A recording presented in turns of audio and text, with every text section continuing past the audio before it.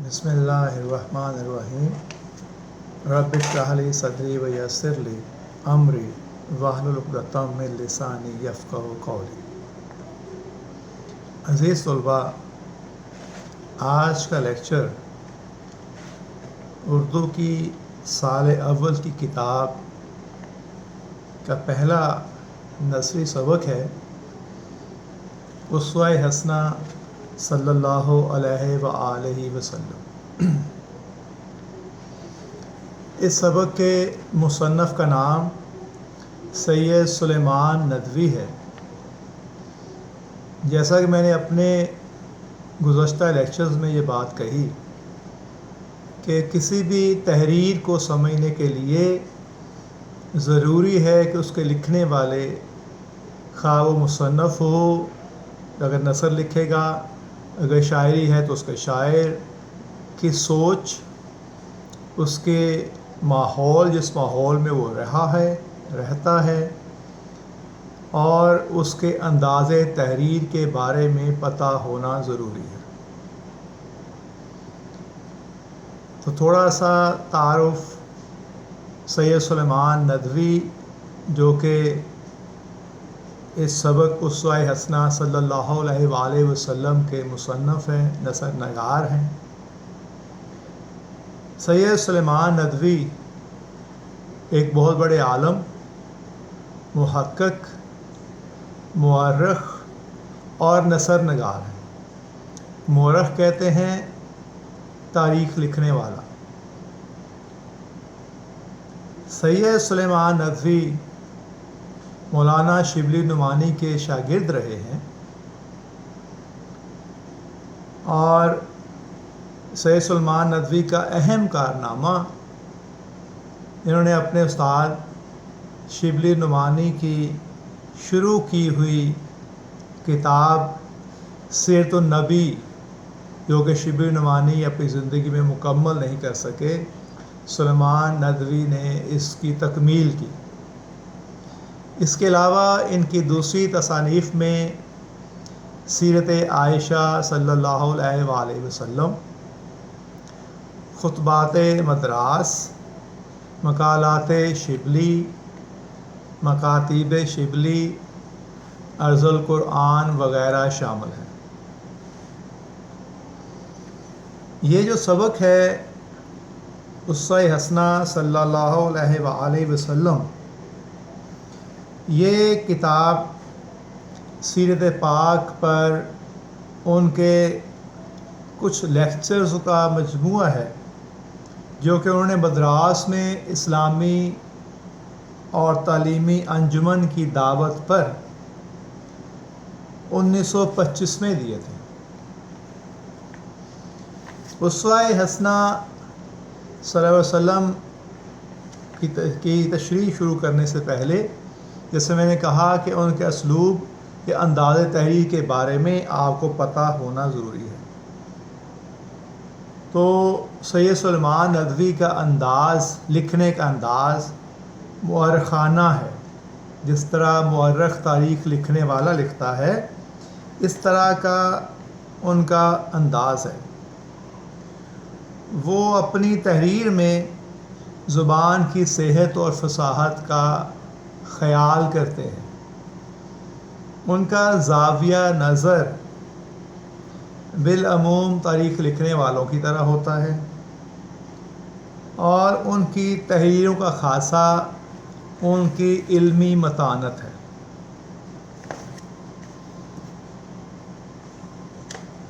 پہلا پیراگراف، اقتباس: خدا کی محبت کا اہل اور اس کے پیار کا مستحق بننے کے لیے ہر مذہب نے ایک ہی تدبیر بتائی ہے، اور وہ یہ ہے کہ اس کے مذہب کے شارع اور طریقے کے بانی نے جو عمدہ نصیحتیں کی ہیں ان پر عمل کیا جائے۔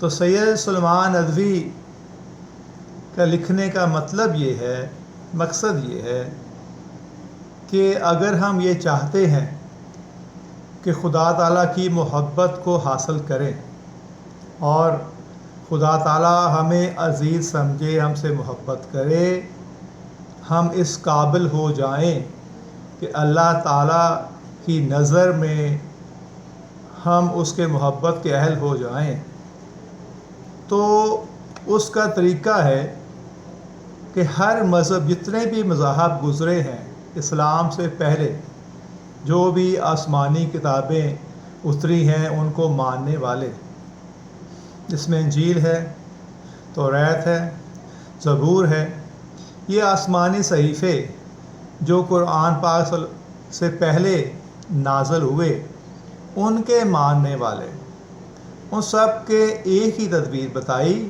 کہ خدا تعالیٰ کیسے ہم سے خوش ہوگا اور ہم کیسے اس کی محبت کے اہل ہو سکتے ہیں۔ وہ یہ کہ ہر مذہب کے شارع کہتے ہیں شریعت بتانے والا اور طریقے کے بانی، اور جو طریقت پہ چلنا ہے کیسے، اس کا بانی جو بھی عمدہ نصیحتیں کرتا ہے اس پر عمل کیا جائے۔ لیکن اسلام نے اس سے بہتر تدبیر اختیار کی ہے۔ اسلام چونکہ آخری دین ہے اور دین مکمل دین ہے، اس سے پہلے جتنے بھی ادیان تھے وہ منسوخ کر دیے گئے، تو سب سے بہتر چونکہ مکمل دین ہے تو اس ایسی تدبیر بتائی کہ اس میں کہیں کوئی کمی نہ ہو، مکمل ہو، اس کے بعد ضرورت نہ پڑے۔ وہ یہ کہ اس نے اپنے پیغمبر کا عملی مجسمہ سب کے سامنے رکھ دیا، اور عملی مجسمے کی پیروی اور اتباع کو خدا کی محبت کا اہل اور اس کے پیار کا مستحق بننے کا ذریعہ بتایا ہے۔ اب کیا تدبیر بتائی؟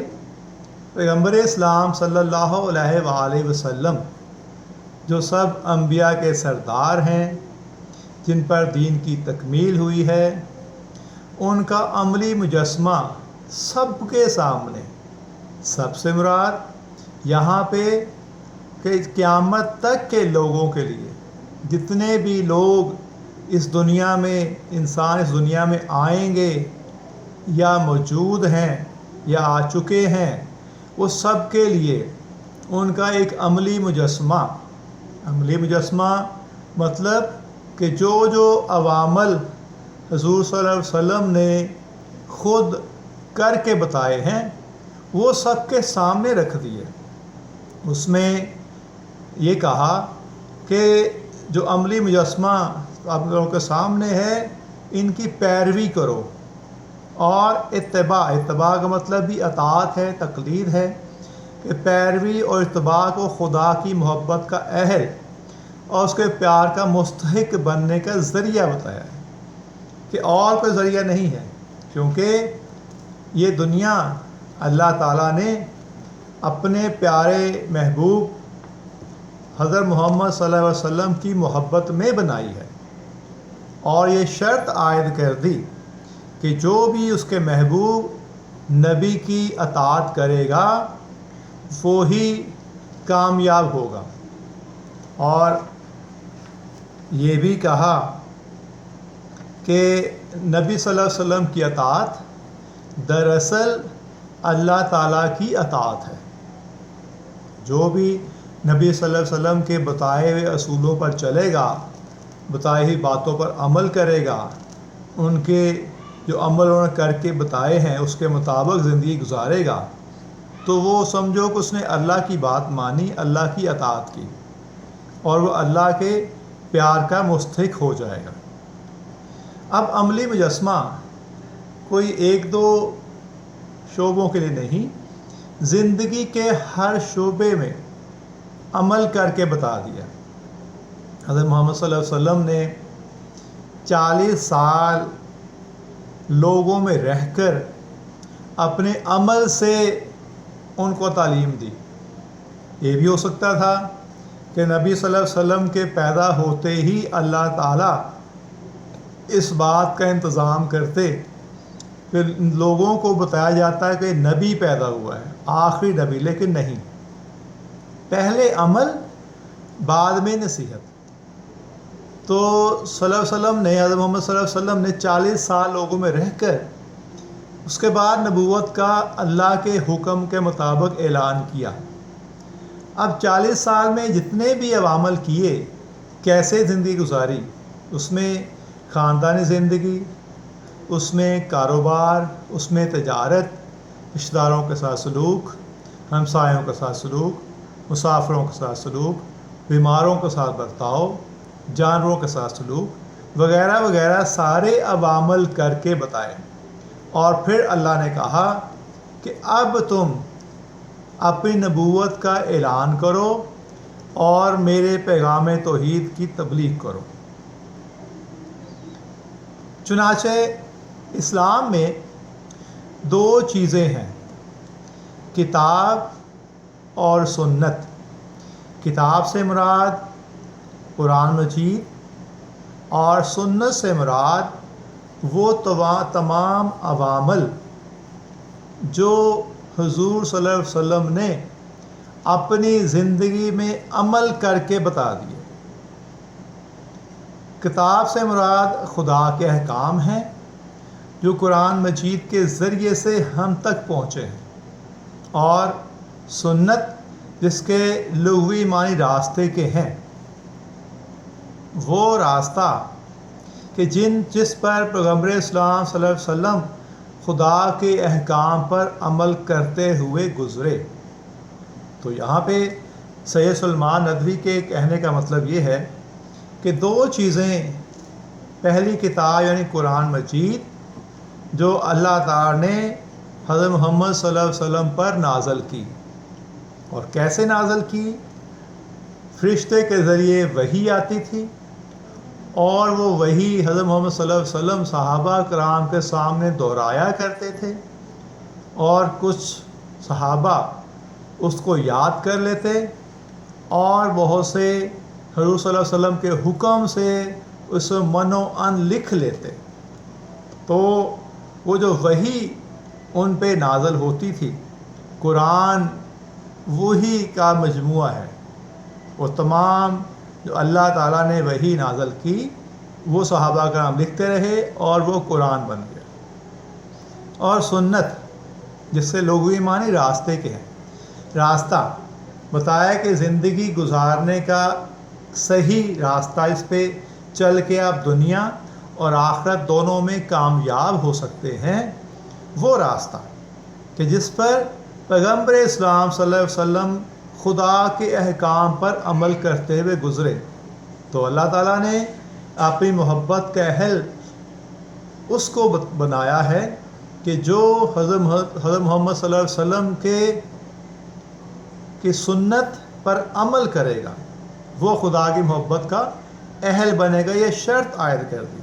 تو یہاں پہ بھی کہ یعنی آپ کا عملی مجسمہ جس کی تصاویر احادیث میں باصورت الفاظ درج ہیں، غرض یہ کہ ایک مسلمان کی کامیابی اور تکمیل روحانی کے لیے جو چیز ہے وہ سنت نبوی صلی اللہ علیہ وآلہ وسلم ہے۔ آپ اس کی مزید تشریح کے لیے سنیں کہ خدا نے اپنی محبت اور پیار کا اہل جو بتایا ہے، اور رسول اکرم صلی اللہ علیہ وآلہ وسلم کی پیروی ہے کہ ان کی پیروی کی جائے۔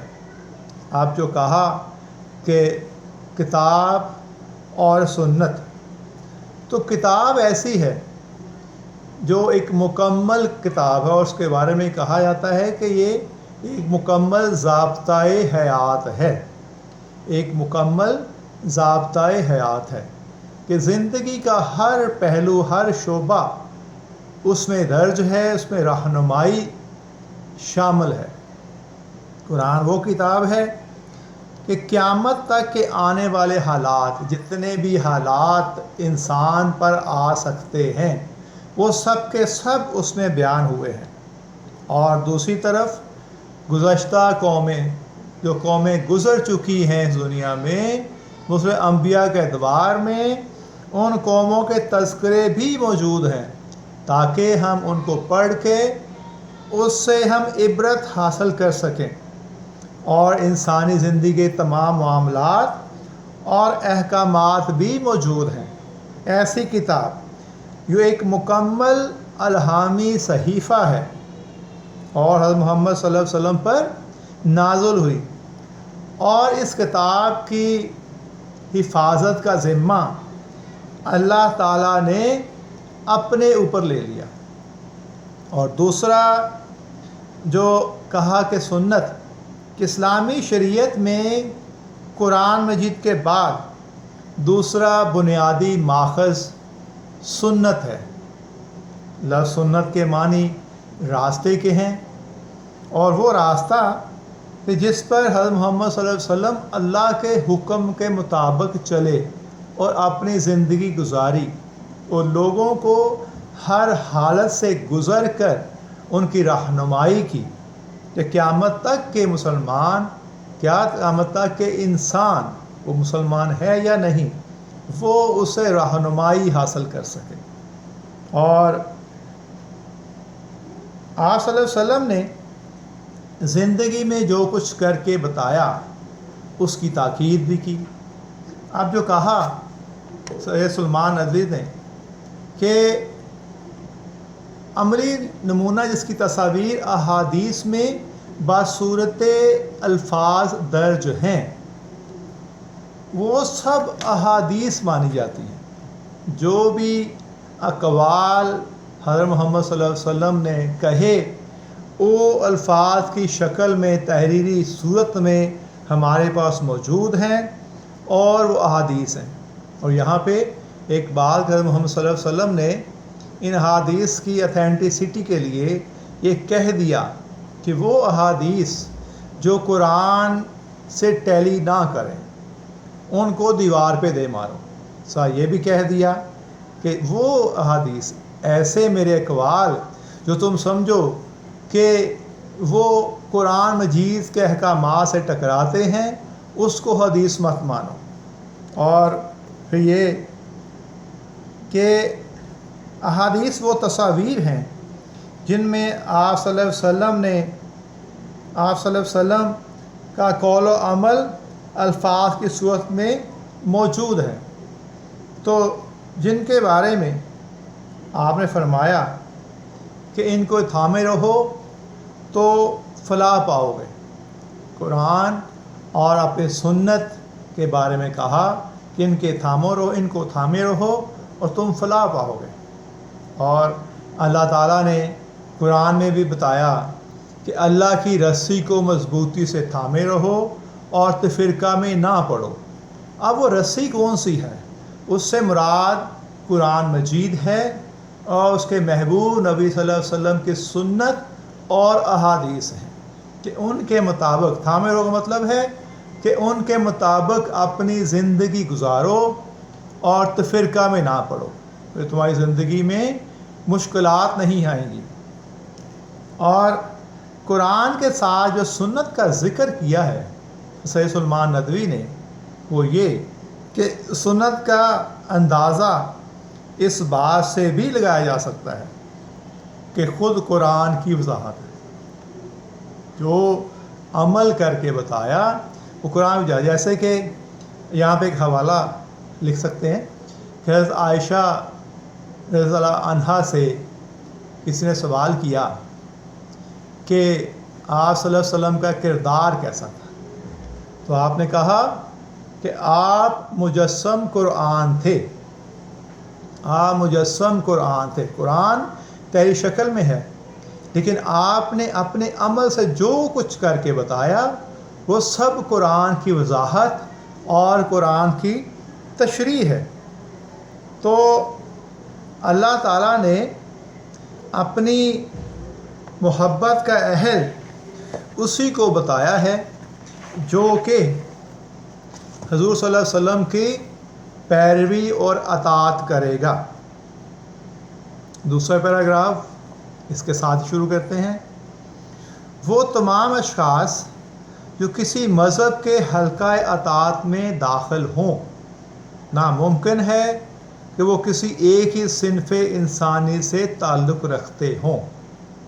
اس کا مطلب یہ ہے کہ وہ تمام انسان جو کسی بھی مذہب جتنے مذاہب ہیں ان سب کا کہا کسی بھی مذہب میں جو داخل ہوتے ہیں، اس مذہب کو اپناتے ہیں، اس مذہب کو مانتے ہیں، اس میں یہ لازمی نہیں کہ وہ سب کے سب ایک ہی صنف انسانی سے تعلق رکھتے ہوں۔ صنف کا مطلب ہوتا ہے قسم، جنس، کہ وہ تمام انسان جو اس میں شامل ہوں گے وہ ایک ہی قسم کے نہیں، ایک ہی قسم سے تعلق نہیں رکھتے ہوں گے۔ مثال کے طور پر اسلام کو ماننے والے کو مسلمان کہا جاتا ہے، اور جتنے بھی مسلمان ہیں دنیا میں وہ سارے صرف ایشیا کے نہیں ہیں یا سارے صرف یورپ کے نہیں ہیں، وہ پوری دنیا میں مختلف اقسام کے لوگ ہیں۔ ان کا رنگ مختلف ہے، ان کی نسل مختلف ہے، ان کی زبان مختلف ہے، ان کی ثقافت مختلف ہے، ان کا پہننا اوڑھنا بچھونا کھانا پینا، ان کے ناموں کا سسٹم، یہ سارا کچھ مختلف ہے۔ یہ نہیں کہ وہ ایک ہی خطہ کے لوگ ہوں اور ایک ہی قسم کے لوگ ہوں، یہ ممکن نہیں ہے۔ چائنا میں بھی مسلمان ہیں، افریقہ میں مسلمان ہیں، پاکستان میں، انڈیا میں، یورپ میں ہیں، امریکہ میں ہیں، تو ہر جگہ مسلمان پائے جاتے ہیں اور وہ سب کا عقیدہ ایک ہی ہے۔ اس دنیا کی بنیاد اختلاف عمل پر ہے۔ اختلاف عمل کہ جتنے بھی لوگ زندگی گزارتے ہیں وہ سب کے زندگی گزارنے کا طریقہ یا اس کا ذریعہ، اپنی زندگی گزارنے کے جو ذرائع انہوں نے اپنائے ہیں وہ سارے مختلف ہیں۔ سب ایک ہی ذریعہ سے اپنی زندگی نہیں گزارتے، سب ایک ہی شعبے سے منسلک نہیں ہیں، اس طرح دنیا چل ہی نہیں سکتی۔ باہمی تعاون اور مختلف پیشوں اور کاموں ہی کے ذریعے سے یہ دنیا چل رہی ہے۔ باہمی تعاون، ایک دوسرے سے تعاون کرنا، جس طرح سے پرانے زمانے میں بارٹر سسٹم چلتا تھا کہ اگر ایک جنس کسی کے پاس زیادہ ہے اور دوسرے کے پاس کم ہے تو وہ جنس دیکھ کر اس کے بدلے میں دوسری جنس اس سے لے لیتا تھا۔ اس کو کہتے ہیں باہمی تعاون، اور یہ بارٹر سسٹم تھا۔ مثال کے طور پر کسی کے پاس چاول کی فصل زیادہ ہے، اب اسے گندم کی ضرورت ہے تو وہ چاول لے کر گندم والے کے پاس جاتا اور کہتا کہ مجھے گندم کی ضرورت ہے جو تمہارے پاس وافر ہے، اور یہ چاول مجھ سے لے لو جو میرے پاس زیادہ ہے، اس کے بدلے مجھے گندم دے دو۔ تو یہ باہمی تعاون ہو گیا، ایک دوسرے سے تعاون کرنا، اور مختلف پیشوں اور کاموں ہی کے ذریعے سے دنیا چل رہی ہے۔ اگر سب لوگ ایک ہی کام کرنا شروع کر دیں تو دنیا کا نظام نہیں چل سکتا۔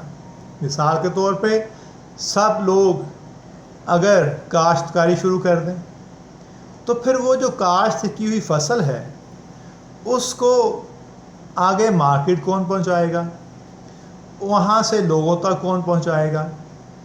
تو یہ سسٹم ہے کہ کاشتکاری کوئی کرتا ہے، اس کے بعد اس کو مارکیٹ، اس کی کٹائی ہوتی ہے، صفائی ہوتی ہے، اس کو مارکیٹ پہنچایا جاتا ہے، اور مارکیٹ سے آگے پھر لوگ اس کو خریدتے ہیں۔ اس طرح سے ہی کوئی شوز بنانے، جوتیاں بنانے کا کام کر رہے ہیں، کوئی کپڑے بنانے کا کام کر رہے ہیں، وہ کپڑا تو بن گیا، اب اس کو لباس کی شکل دینے کے لیے درزی کی ضرورت ہے۔ تو ایسا بھی ہو جو یہ جانے کہ اس کو کس طرح سے شیپ میں لانا ہے، سلائی کرنی ہے، یہ ضروری ہے۔ تو مختلف شعبے جیسے بینکنگ ہے، ٹیچنگ ہے، درزی ہے، سونار ہے، بڑھئی ہے، کمہار ہے، یہ سب مختلف پیشوں سے تعلق رکھنے والے لوگ ہیں۔ اس طرح سے ہی دنیا چل رہی ہے، اور اگر سارے ہی بیٹھ کے حکومت کرنا شروع کر دیں تو پھر دنیا کا نظام کیسے چل سکتا ہے؟ اس سے بادشاہ یا رئیس جمہور اور حکام بھی ضروری ہیں، بادشاہ بھی جو کہ ملک کو چلانے کا انتظام کرتا ہے، رئیس جو کہ بادشاہ یا رئیس، جمہور اور حکام جو حکم چلانے والے ہیں، اور محکوم کچھ لوگ ہیں جو قوانین وضع کرتے ہیں اور اس قوانین کو لاگو کرتے ہیں، اور جن پر لاگو کرتے ہیں وہ ان کے محکوم یا رعایا ہے۔ مطیع اور فرما بردار رعایا بھی ضروری ہے، ان حکم کو ماننے والے بھی ضروری ہیں۔ امن و امان کے قیام کے لیے قاضیوں اور ججوں کا ہونا بھی ضروری ہے۔ بھئی اگر قاضی اور جج نہیں ہوں گے تو جو دو گروہوں کے درمیان جھگڑا ہوگا تو اس کا فیصلہ کون کرے گا؟ ان دونوں میں صلح کون کرے گا؟ سزا اور جزا کا طریقہ کون وضع کرے گا؟ اور فوجوں کے سپہ سالار اور افسروں کا بھی ہونا ضروری ہے۔ فوجوں کے سپہ سالار اب کسی بھی ملک کی سرحدوں کی حفاظت فوج کرتی ہے تو ان کا ہونا بھی ضروری ہے۔ اور غریب بھی ہیں اور دولت مند بھی، اس میں ایسے بھی ہیں جو بہت ساری دولت کماتے ہیں، اور پھر غریب بھی ہیں۔ جب تک غریب نہیں ہوں گے تو دولت جو ہے، دولت مند کو اپنے دولت مند ہونے کا احساس کیسے ہوگا؟ تو پھر اللہ تعالیٰ نے یہ بھی کہہ دیا کہ جو کچھ تمہیں عطا کیا ہے اس میں دوسروں کا بھی حصہ ہے، یعنی جو غریب ہیں معاشرے کے لوگ، ان تک ان کا حصہ نکالو اور پہنچاؤ۔ اس میں عطیہ زکوٰۃ ہے، خیرات ہے، صدقات ہے، اس کو دینے کے طریقے بھی وضع کر دیے۔ رات کے زاہد و عابد بھی ہیں، رات کے زاہد و عابد کہتے ہیں عبادت کرنے والا، اور زاہد کہتے ہیں متقی پرہیزگار، کہ کسی بھی ملک کے جو زاہد و عابد ہیں ان کی برکت سے وہ دنیا چل رہی ہے، وہاں امن ہے، سکون ہے۔ اور دن کے سپاہی و مجاہد بھی، اہل و عیال بھی ہیں اور دوست احباب بھی، تاجر اور سوداگر بھی ہیں، امام اور پیشوا بھی۔ اہل و عیال خاندان بھی، والدین، اس کے آگے بچے ہیں، نسل چل رہی ہے، وہ گزر جاتے ہیں، پھر آگے ان کے بچے ہیں، یہ سلسلہ چلتا آ رہا ہے جب سے دنیا بنی ہے۔ دوست احباب بھی ہیں، انسان اکیلا زندگی نہیں گزار سکتا، اس کے دوست احباب ہونا بھی ضروری ہے۔ اور تاجر اور سوداگر بھی، دوست۔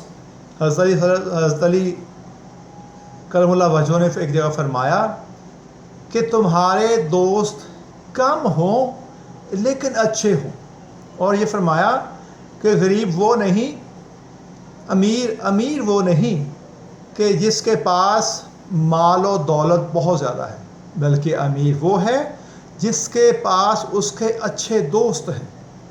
تو دوستوں کی اتنی اہمیت ہے کہ جو ہر مشکل میں، ہر مصیبت میں آپ کے ساتھ کھڑے ہوتے ہیں، تو ان کا ہونا بھی ضروری ہے۔